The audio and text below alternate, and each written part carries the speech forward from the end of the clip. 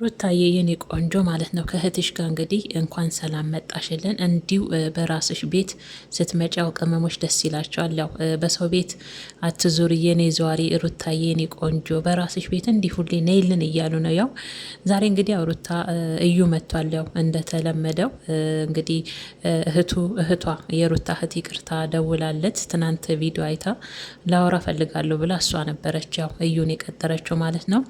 ያው እንግዲህ የሩታ እህት ያው ትክክለኛ ንግግር ነው ስትናገር የሰማሁት። እሱም እንግዲህ አብርሽን አግኝታ ሩታ በጣም ብዙ የተጎዳች ልጅ ናት። እሷን ብዙ ነገር በመምከርና እሷንም ደግሞ ያው ታላቅ እንደሆነች በመስማት ሩታ እሷን ስለምትሰማት በአብርሽ በኩል ብዙ ጊዜ እንደተጎዳችና ብዙ ቁስል ያለባት ልጅ እንደሆነችና ለአንዴና ለመጨረሻ አብርሽን አግኝታ ወንድ ዳሩን ወን ደግሞ እሱን የሚያንቀሳቅሱትን ልክ እንደ ሪሞት እንደ ቴሌቪዥን ሪሞት ይዘው እሱን ልክ የሚያንቀሳቅሱ ጓደኞቹን ወንድ ዳሩን እንዲመርጥና እላው ላይ ያለውን ነገር ደግሞ ልረዳውም እችላለሁ። ምናልባት የሆነ ችግር ከኋላው ሊኖር ይችላል።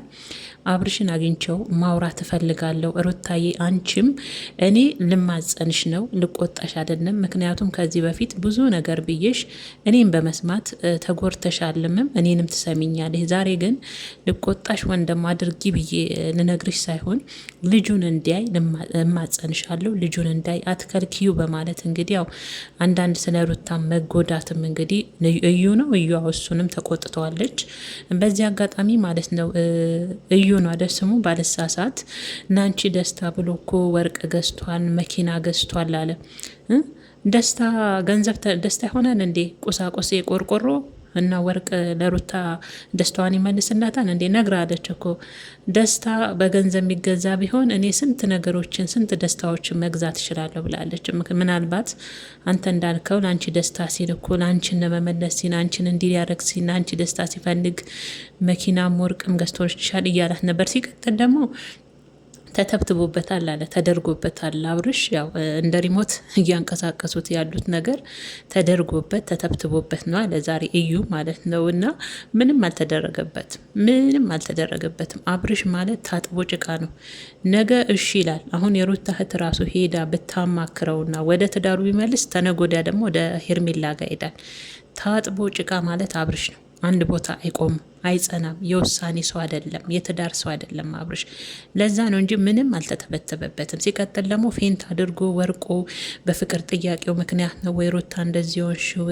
እሱ እኮ ፌንት አድርጎ ወርቆ ሐኪም ቤት ገብቷል። የፍቅር ጥያቄ ፌንት ያደርጋል እንዴ ብላለች ሩታኔ እዚህ ጋር ስቅ ያለውና ፌንት የወደቀው በፍቅር ስለተጠየቀ የፍቅር ጥያቄ በመጠየቅ ፌንት ያሰራል እንዴ ያስወድቃል እንዴ ስትለው እኔ ሳኩኝ ማለት ነው። እግዚአብሔርን አይሩታ የነቃች እኮ ናት። እግዚአብሔርን ውሸት ሲያስመስል ነው አብርሽ የዛን ቀን የሚወደቀው ማለት ነው እንጂ እውነት ነው። አዲስ ነው እንዴ? የፍቅር ጥያቄ እኮ ሰርፕራይዝ እንጂ የሚያደርገው አስወድቅም፣ ፌንት አስነቅድም፣ አስደነግጥም። እና እንግዲህ እንደዛ በማለት መልሳለታለች። እንግዲህ ዛሬ የሩታ እህት ንግግሯ እኔ ተመችቶኛል። ሩታዬም አትከልኪያት፣ እኔ ደክም ያለው ድጋሚ ደግሞ እህቴ እንድትደክም አልፈልግም። ልጁ የሚሰማ ልጅ አይደለም። ምንም የተተበተበበትም የተሰራበትም ነገር አብርሽ የለም። አውቆ ነው ትናንትና ሊሄድ ነው ብሎ ደብዳቤ ልኮልኝ፣ ዛሬ ደግሞ ልጄ ማለት ለምን አስፈለገ? ልጁን የሚፈልግና የሚወድና እንደ አባት ፍቅር ሰጥቶ ማሳደግ ቢፈልግ ፕሮሰስ ጀምሬ ከሀገር ልወጣ ነው የሚል ደብዳቤ አይልክልኝም ነበር። እኔ ልጁን አልከለከልኩትም። በፈለገ ሰዓት መጥቶ ይጠይቅ እያለች ነው ሩታ። በዚህ አጋጣሚ ያው ክብር እየሰጠሽው አይደለም። ያው በጓደኞች ፊትም እንግዲህ ለህቷ ለሩታ እህት በጓደኞች ፊትም አንዳንድ ቃላቶችን ሩታ ታመነጫጭቀዋለች። ውሃ እስከ መድፋት ልጁ ላይ ሲመጣ ደርሳለች። ይሄ ነገር አብርሽን ክብር እየሰጠችው አይደለም። ይሄንንም እንድታስተካከል ታድርግ እያላት ነበር። እሱስ መች ክብር ሰጣት? ክብር መች ሰጣት? እሱ ክብር መች ሰጣት? መጀመሪያ ማለት ነው። እዚህ ጋር ሩታ ለሱ ክብር አትሰጥም ምናምን። እሱ መች ያስከበራት? በሄርሜላ እኮ ያዘለፋት ፊት የሰጣት ለሄርሜላ ሚስቱ ላይ እንድትጨፍር ያደረገው የሚስቱን ክብር እንዲወርድ ያደረገው እኮ እሱ ነው። ራሱን ሲያስከብር እኮ ነው የሰው ልጅ ሰው የሚያከብረው። ሚስቱ የምታከብረው ራሱን ሲያስከብር ነው። ስለዛ ክብር መጀመሪያ ከራስ ይጀምራል። እስቲ እሱ ራሱን ያስከብር። እንደ ሪሞት ከሚያንቀሳቅሱት ጓደኞቹ ርቆ በራሱ የሚወስን ጀግና ባለትዳርና ባል ይሆን። ያኔ እሷም ክብር ሰጠዋለች።